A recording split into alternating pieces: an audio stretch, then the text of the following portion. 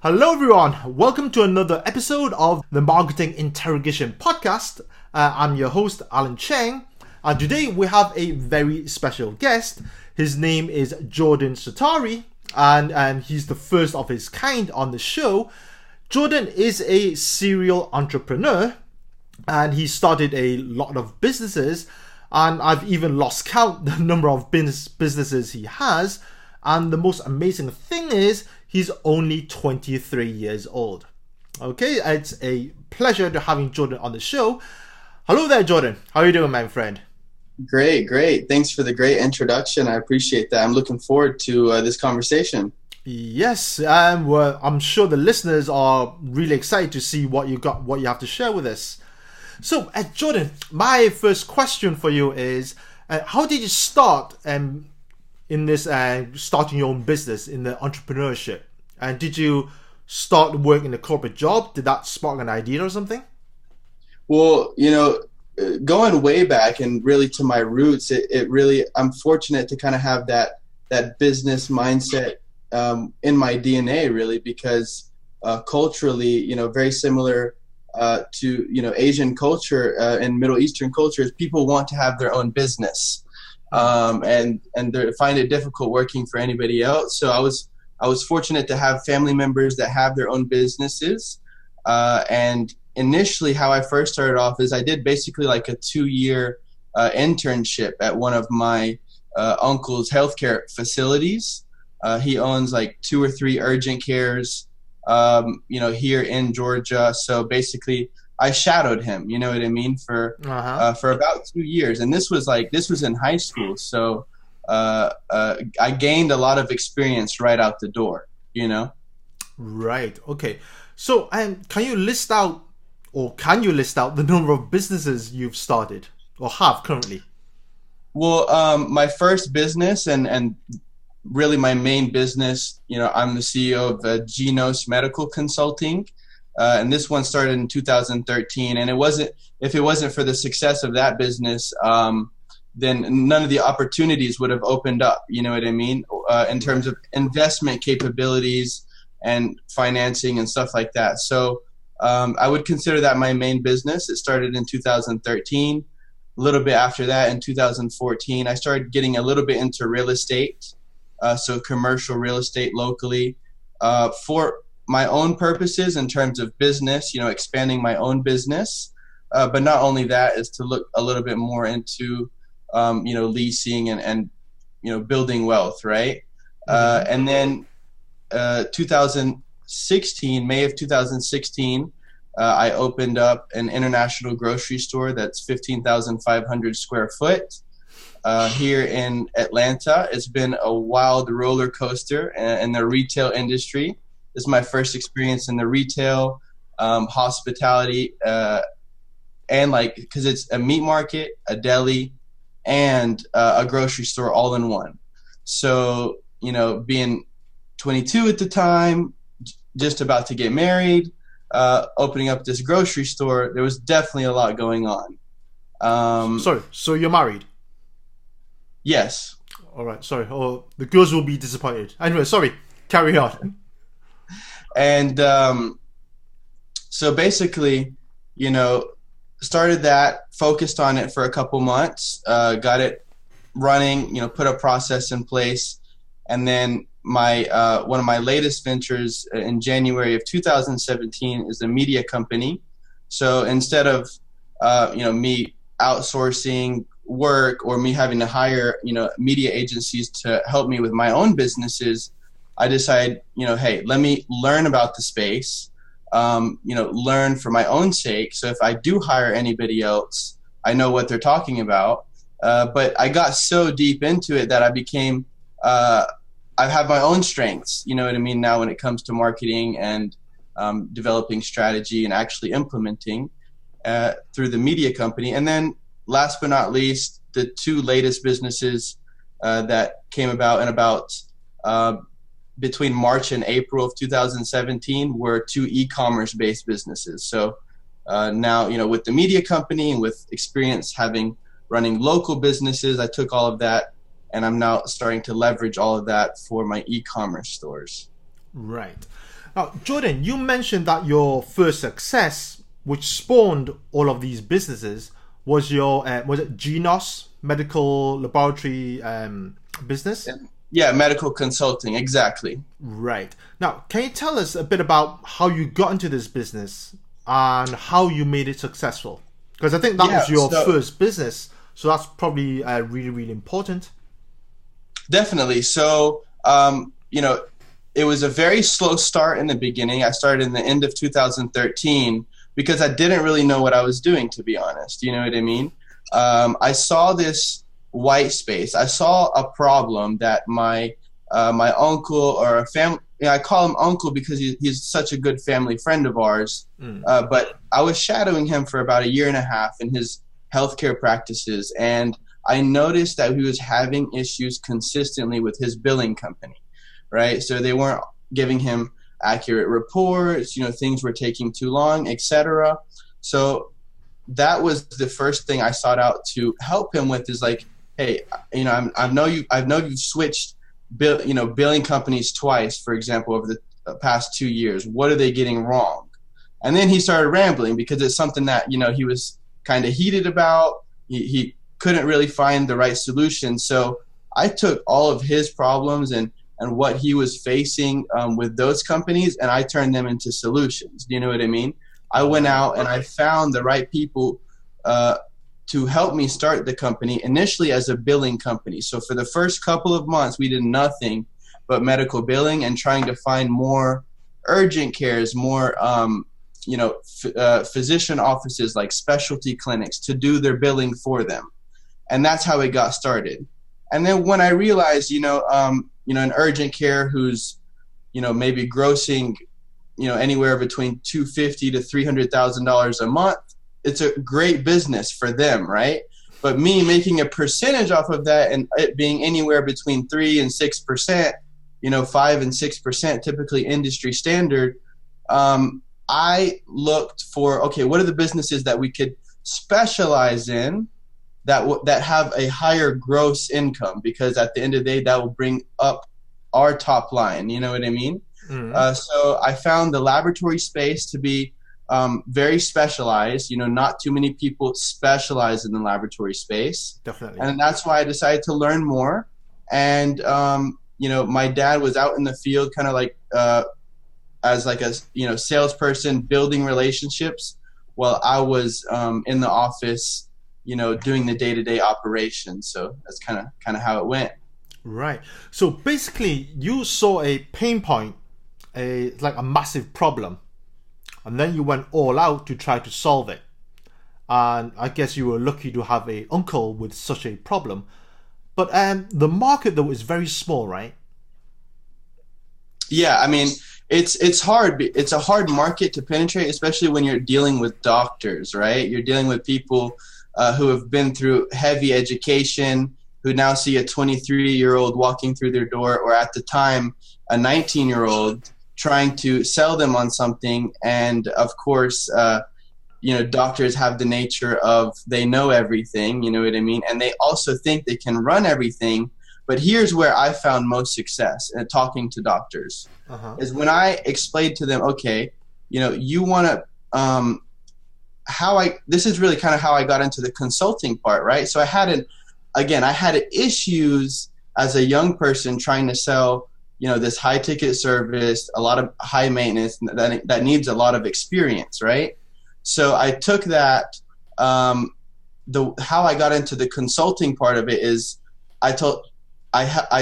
because of my experience, the 2 years me interning, I also knew how to operate a healthcare facility.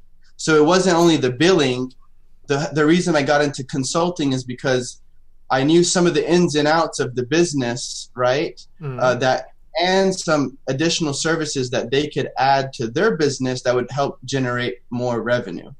So this is how I got into healthcare consulting. So I used to, in order for me to be able to get a billing client, I would try to sell my consulting services. Be like, hey, I could help you make more money. I could help you save more time, right? And time is what I found to be the biggest thing for doctors, because they think they know everything. They think they can run the practice on their own, right? So all day they're seeing patients, and then at the end of the day, they expect to run a business, right? So they go and they try and do their accounting, and they try to do their marketing. They try to do everything on their own. And that's where I came in and said, okay, let's do 1, 2, 3 for you, help you generate more income. Not only that, best of all is you're saving so much time. Right. And you managed to persuade them by telling them the benefits of what they really, really want. I mean, you got to be able to close somehow. Right. Okay. So just to recap, everyone, what Jordan has done is he identified a pain point, a huge problem, and then he went all out to try to solve it. And most importantly, he understood his avatar, his customer avatar, who his clients are like, or what they really want, their behaviors, and so on. So, Jordan, to go further on to this, and you also mentioned that you have a media company where you do a lot of videos.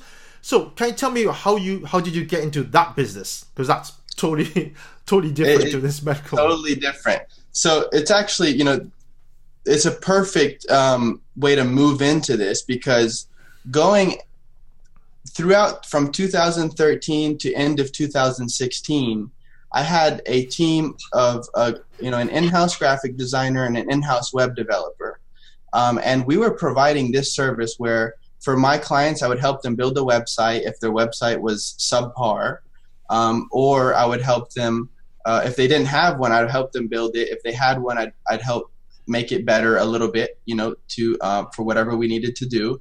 And then the graphic design stuff. So I helped them out with all their internal documents, like their letterheads and their business cards and the basic stuff, right? So for me, in order for me to get a high ticket client or to build these relationships, it was a service that I was doing basically for free, right? So I wasn't charging them to do this website stuff and this graphic design stuff, but I was doing it for free to also have that, incentivize like why you should do business with us, right? We're going to take care of all of these other things too.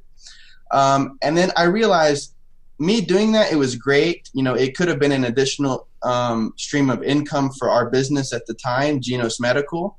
But the way I made it, another set of income is at the end of 2016, I sent out an email to all the people that we were doing their websites and their graphic design and stuff like that.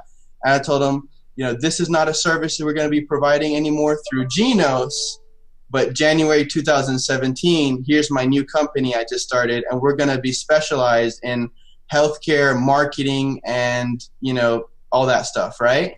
So that's how I started. I basically, instead of starting from ground zero, I started off my media company with my previous relationships that I had been building for the past 3 or 4 years. And then basically, right from the bat, we were revenue generating. We became a revenue generating business without having additional expenses, of marketing and trying to get more customers. And then from there, I realized, January, February, March, April went along. It was going smooth, but it wasn't what I had thought, it wasn't what I set out to do when I said I'm going to start a media company. I didn't want to only focus on website and graphic design. So at the time, I became familiar with Gary Vaynerchuk and other, I'm still getting used, to the whole digital marketing thing and understanding, I'm pretty tech savvy, so I understand a computer and I know how to work it. So it's pretty easy for me to learn things, just seeing it once, right? So I bought some courses, learned everything, like whatever I needed to know. And then I saw, okay, a lot of people are doing video, but 80% of it is not that great. You know what I mean? And if somebody could build 1 million followers plus and be putting out not that great content, videos, then what would their followers look like if they were putting out awesome content, video? You know what I mean? So that was my target customer. And that was where I shifted the business in April of 17. And I said, all right, I'm going to go all in on video and we're not going to focus anymore on doing this web stuff and helping build websites and doing small graphic jobs. You know what I mean? Right. Okay. Yeah. So what sort of video services do you offer to your clients? So here in the local area, like in Atlanta and in the Southeast, we do, video production jobs. So if somebody wants a music video, like we've worked with a pretty big artist. We did something for Future, for example, who's a big time rap artist. We did a fully animated music video for him. As well as video editing services. So for all your vloggers and anybody who just wants to put out awesome video content, right, we can basically take their raw footage and make it awesome. You know what I mean? Okay. Right. Jordan, sorry. Say for example, if I created a 4 or 5 minute video of me talking, okay, then I send it to you, then you're gonna do some fancy effects, make it really look professional. Yep. How much would that cost around? So our typically, it just depends on a package. So we create custom packages for everybody. If I have a vlogger that's doing 3 YouTube videos and each one of them is 15 minutes per week, it looks very different than a one-time job. You know what I mean? Right. But on average, if we were to do hourly, it would be $75 an hour for editing time. Right. Okay. On a typical 5-minute video, how long would that take to edit? We calculate about every minute of video to be an hour. So anywhere from, about 250. Right. Okay. Plus. Great. Now, okay, Jordan, so you're running several businesses and you're managing, how many businesses in total do you have? So we got Genos Medical, first company, the media company, Sabor Fresh, which is a meal prep delivery company here in Atlanta, and and a print-on-demand e-commerce store, as well as the grocery store here. So about 5 local, 3 local businesses, 2 full online businesses, and then I'm also involved in some other investments where we have monthly board meetings and stuff like that. It's not where I'm not involved 100%, where I'm running the show, but I'm an investor in certain other investments where I help them out with their logistics or their management or just supporting them in general, whoever's the person running those businesses. For a 23-year-old, that's pretty damn impressive, Jordan. So, right, okay. I want to ask you, right, how do you manage your day? I mean, what does your typical day look like? Because you're managing several companies, so I imagine you're not a really hands-on guy. So I'm just very curious to know, how would you manage your day? Yeah, I'm not a super, I kind of do everything from a top level down. So basically do weekly meetings with division heads, you know what I mean? So we'll have our division heads come together. We'll have weekly meetings in the various companies. For the media company, it's just me managing our small team right now. For the medical consulting company, we have monthly meetings with 60% of the company. Typically at any given time, we have monthly meetings where we do a full rundown of what's going on. And then I have bi-weekly meetings with division heads. But, how my day goes is really depending on, what's going on in the different businesses, right? So typical. When we first started the grocery store, for example, a lot of my time was dedicated to the grocery store for that first 4 or 5 months. And then, I kind of backed off, and just let it go. Right. And then every other day I'm popping in there, every day I'm popping in there, making sure everything is smooth, doing things, whatever I need to do from a top level. So checking our inventory, from my office here, and doing management stuff. Yep. Okay. So it seems to me your time is spent on attending meetings, telling people what to do, and giving out the tasks. A lot of delegation, a lot of process management. So implementing various tools over the past year. Now that I've become familiar with digital marketing, using tools like Zapier, for example, to automate different tasks. So I have, for example, where for my medical consulting company 2 years ago, it would have taken us like anywhere between 48 hours to, basically 2 to 4 days to get something done, because it was me getting emails. It was my department heads getting emails from clients, right? But now I've created an automated system where, boom, we have one work order request for all of our clients. We direct them to one link. They go, they fill out their work order, and then based on what they fill out, so I have it, segmented, based on their answers, it'll go to X person in my company. And then from there, they delegate it to their team. Mm-hmm. So instead of me having to do everything now I'm logging into one software. I see all the tasks that are pending. I see all the tasks that were done yesterday. I see all the tasks that were done last week, whatever I need to see. So you don't do technical things like creating websites. What about marketing? What do you do for marketing? Well, we do. So like for marketing, like for the media company, I'm involved in like strategy. So like all the client onboarding, I want to know who we're doing work for. I'm assigning the account manager, so who's going to be doing those videos, making sure that they're getting out on time, or the website project or the graphic stuff. Basically assigning people account managers, getting to know our clients, making sure everything gets out on time. If it's not, why not? Who didn't do their job, Mm-hmm. So you don't do much technical things, right? Because that's what I want to tell the listeners.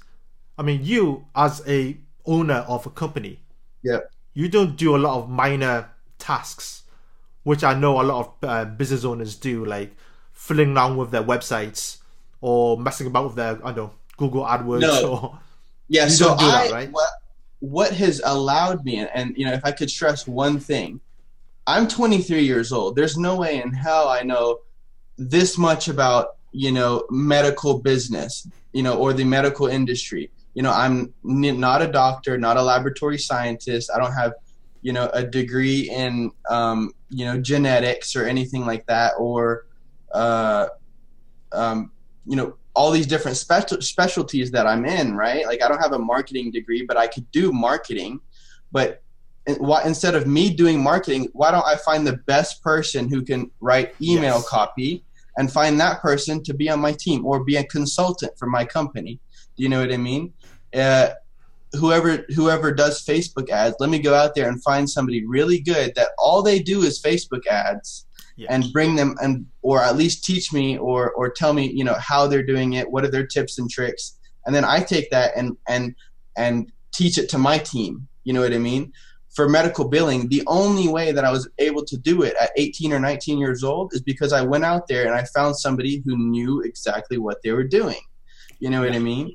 And we're good at it, and that's all they did. So if there's one thing I could convey is make sure you're vetting the people that you're bringing on your team. Always look for a long-term player instead of having, high turnover within your business, because in the long run, and I'm telling you from experience, it'll cost you a lot of money to keep, hiring and training and teaching people. Whereas if you get somebody for a little bit more for, to be able to, for them to, live, okay, where they're not struggling with money, give them that money, but in the long term, you'll save a lot, Right. Okay.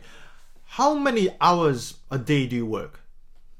Too much. I need a break. I would tell you that. So, right. Yeah. Too much to say. Yeah. Well, I typically, 9 to about 11, 12 hours minimum, per day. Right. Because with the grocery store, I put myself in a trap now, because at any given time, if I'm not doing anything else, I could go to the grocery store, and that's open 10 a.m. to 10 p.m. 7 days a week. Right. So if I'm not doing anything else, then I should be at the grocery store helping there. You know what I mean? Okay. Right. So just for some tips on how to hire a good employee. Because I think a lot of your success is your ability to hire star players who work for you, right? And sort of carry out your vision and your strategies. 100%. Yeah. So, can you give us some tips on how to hire the right staff for a business?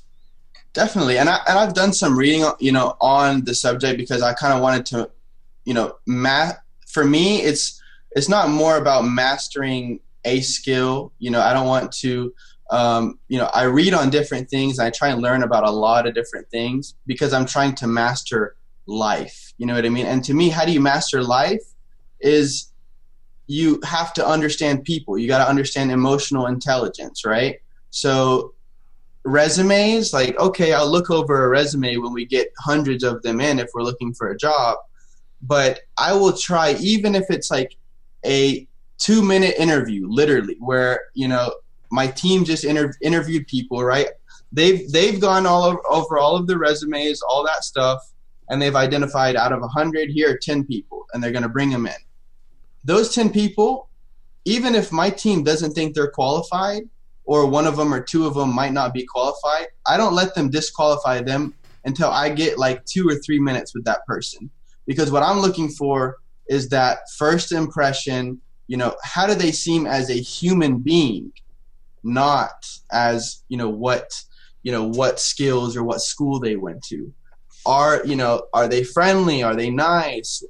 Do they come off as a genuine person?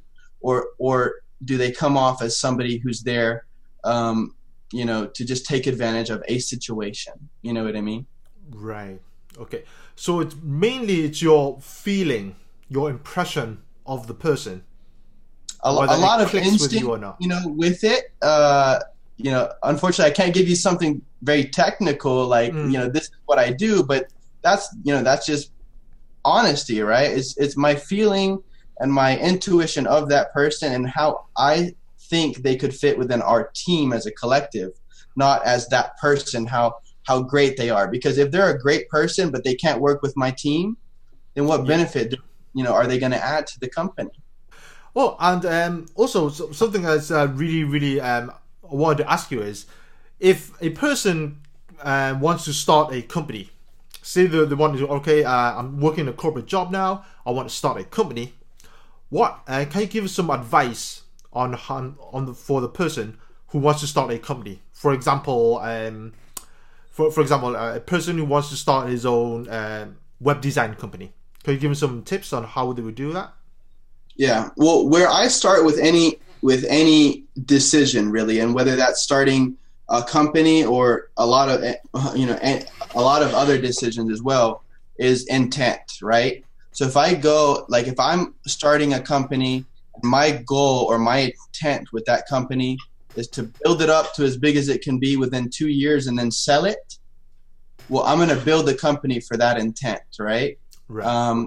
If I'm going to build a company knowing that this is my legacy company and this is what I want to build for the rest of my life and I'm very passionate about it, well, then I'm going to do things a lot differently. You know what I mean? Instead of going out and looking for investors, now I might only ask friends and family because I know that this is a long-term play versus a short-term play. You know what I mean? Mm-hmm. So it starts with intent. So it's aligning, what your goals are and where your intent and values are.